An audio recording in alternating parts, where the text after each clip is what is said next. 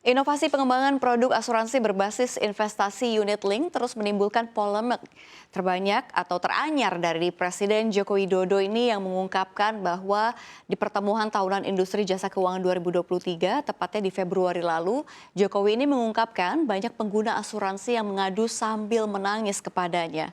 Kepala negara bahkan menyebutkan deretan nama perusahaan asuransi bermasalah hingga produk unit link. Lalu kenapa sih unit link ini selalu seringkali dikeluhkan dan apa akar masalahnya? Selengkapnya kita akan bahas dalam unit link tipu dunia. Lalu benarkah? Kita lihat slide yang pertama. Sebelumnya kita flashback terlebih dahulu pemirsa, tepatnya pada 17 Januari 2022, ini ada sebanyak 16 orang nasabah dilaporkan menggeruduk perusahaan asuransi terkenal. Kita sebut saja perusahaan XXX. Sekelompok orang tersebut merupakan bagian dari kelompok nasabah serta mantan nasabah ketiga perusahaan asuransi tersebut yang merasa dirugikan karena membeli produk asuransi unit link yang ditawarkan. Tidak sedikit nasabah unit link merasa dirugikan. Kalau kita lihat juga ya, kalau kita lihat pada 2019 ini jasa keuangan itu ya, Otoritas Jasa Keuangan atau OJK ini menerima 360 aduan di tahun 2019 terkait unit link. Lalu setahun berikutnya ada lagi jumlah aduan ini melonjak 65% menjadi 593 aduan. Dan kalau kita lihat ya, tidak hanya mengadu ke OJK saja, nasabah yang merasa ditipu juga pernah melaporkan hingga ke Dewan Perwakilan Rakyat. Jenisnya bermacam-macam, namun beberapa masalah yang kerap sering terjadi di lapangan tentu saja utamanya soal mis-selling dari para agen yang dinilai sudah mengarah kepada menjebak dan menipu nasabah. Agen menyebut produk yang akan dibeli nasabah merupakan tabungan atau investasi, namun dengan bonus asuransi. Jadi agen tidak menyebut produk tersebut adalah asuransi unit link. Ada pula agen yang merupakan karyawan perbankan yang bekerja sama dengan perusahaan asuransi. Dan adanya praktik perjanjian tutup mulut oleh perusahaan asuransi terhadap pemegang polis asuransi unit link yang berniat untuk melakukan tutup polis. Dan yang paling parah pemirsa, ada yang menjadi korban pemalsuan tanda tangan oleh agen asuransi merek X tersebut. Dengan banyaknya kasus unit link begitu ya, memang pengawasan dari lembaga terkait dipertanyakan. Tapi bagi Anda yang berencana ingin memproteksi diri sembari invest-invest, ini ada baiknya kenali terlebih dahulu begitu ya resikonya. Dan kita lihat slide berikutnya. Iya, kalau kita lihat, boleh jadi Anda mungkin termasuk kelompok yang kerap menerima tawaran produk keuangan dari tenaga pemasaran suatu lembaga keuangan.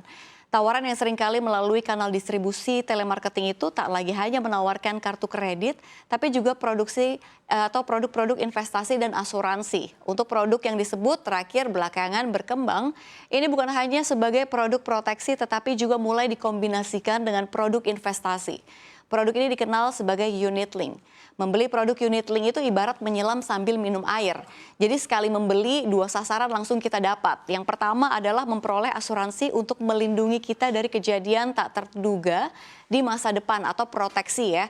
Yang kedua kita lihat mendapatkan manfaat investasi yang akan menambah aset kita. Dan kalau kita lihat, hal ini karena di dalam skema produk unit link ini memang uang disetorkan nasabah, tidak hanya diperuntukkan membayar premi asuransi, tetapi juga diinvestasikan oleh perusahaan asuransi melalui manajer investasi agar nilainya terus berkembang. Dengan kelebihan proteksi sekaligus investasi ini juga nggak heran, banyak konsumsi yang tertarik membeli produk unit link ketimbang produk asuransi tradisional yang memang hanya fokus menjual proteksi. Dan sebagai catatan saja, ini kalau kita lihat dalam 10 tahun terakhir, produk unit link ini telah tumbuh 10.000%. Di sisi lain asuransi konvensional juga hanya tumbuh 380%. Namun kalau kita lihat ada kelebihan pasti ada kekurangan. Perencanaan keuangan begitu ya, Aidil Akbar Majid ini mengatakan bahwa kekurangan unit link yang pertama konsumen nggak dapat melacak kemana dananya diinvestasikan dan biaya apa saja yang harus dikeluarkan menyusul pilihan investasi tersebut. Dan inilah tentunya yang membedakan unit link dengan reksadana. Selain itu, produk unit link juga kurang memberikan keleluasan kepada nasabah untuk menghentikan investasinya ketika mengalami kesulitan.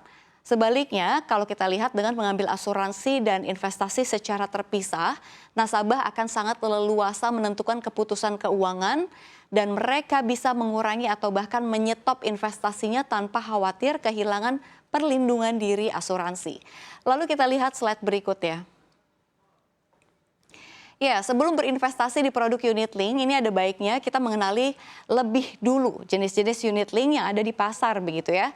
Dengan mengetahui perbedaan karakteristik antara unit link, kita bisa menyesuaikan produk unit link mana saja yang paling sesuai dengan kebutuhan dan profil pribadi. Ada 4 jenis unit link sebagai berikut, kita lihat dari berbagai sumber begitu ya. Yang pertama adalah cash fund unit link. Ini kalau kita lihat ya, atau unit link pasar uang. Biasanya perusahaan asuransi ini, penerbit unit link jenis ini menempatkan portofolio investasi nasabahnya 100% pada instrumen pasar uang seperti deposito berjangka, SBI, dan surat utang jangka pendek. Jika kita tergolong investor yang konservatif dan tidak berani ngambil resiko besar, produk unit link jenis ini bisa jadi pilihan Anda sebab selain berjangka waktu pendek, risikonya juga paling rendah. Lalu yang kedua, ada fixed income unit link atau unit link pendapatan tetap. Lazimnya komposisi dana investasi nasabah akan difokuskan minimal 80% di instrumen obligasi. Dan jika kita lihat, misalkan kita ingin mendapatkan keuntungan pada tingkat bunga optimal, namun tetap mengutamakan pendapatan yang stabil dan konsisten, ini bisa mempertimbangkan untuk mengambil unit link tipe ini. Lalu kita lihat manage unit link atau unit link pendapatan campuran yang biasanya menempatkan portofolio pada saham dan obligasi dengan komposisi tertentu. Banyak orang yang berpendapat jenis unit link ini sesuai bagi para nasabah yang ingin memperoleh pendapatan memadai sekaligus peluang pertumbuhan investasi jangka panjang. Lalu berikutnya ada equity unit link atau dana saham yang menempatkan dana nasabah pada saham dinilai 80%. Dan jika kita ingin mendapatkan keuntungan berinvestasi secara maksimal, ini bisa mempertimbangkan unit link ini. Syaratnya kita harus berani begitu ya mengambil resiko tinggi sebab nilai investasi yang kita benamkan di unit link jenis ini akan sangat bergantung pada pergerakan indeks saham. Kita lihat slide berikutnya. Ya, sebenarnya terhitung 14 Maret 2023, ini Otoritas Jasa Keuangan efektif begitu ya mengharuskan perusahaan asuransi menyesuaikan produk yang berbentuk unit link sesuai dengan surat edaran dari OJK tentang produk asuransi. Kepala Eksekutif Pengawas Industri Keuangan Non-Bank atau IKNB OJK Ogi Prastomiono ini sudah mengungkapkan bahwa setiap perusahaan asuransi jiwa yang masih ingin menjual produk unit link perlu melakukan registrasi ulang. Jadi nantinya OJK akan meninjau kembali produk-produk tersebut dan dalam regulasi terbaru, produk unit link atau yang disebut dengan produk asuransi yang dikaitkan dengan investasi COJK PD itu harus lebih transparan dalam memberikan informasi pemasarannya, termasuk mengenai manfaat asuransi, biaya-biaya, dan resiko yang ditanggung oleh pemegang polis. Dalam proses pemasaran, perusahaan ini harus melakukan penilaian atas kebutuhan dan kemampuan pemegang polis, profil risiko pemegang polis, serta memastikan bahwa PD yang dibeli telah sesuai dengan hasil penilaian tersebut. Dan kalau kita lihat dalam COJK PD, ini juga diatur isi minimum yang harus dicantumkan dalam ringkasan informasi produk yang disampaikan kepada calon pemegang polis.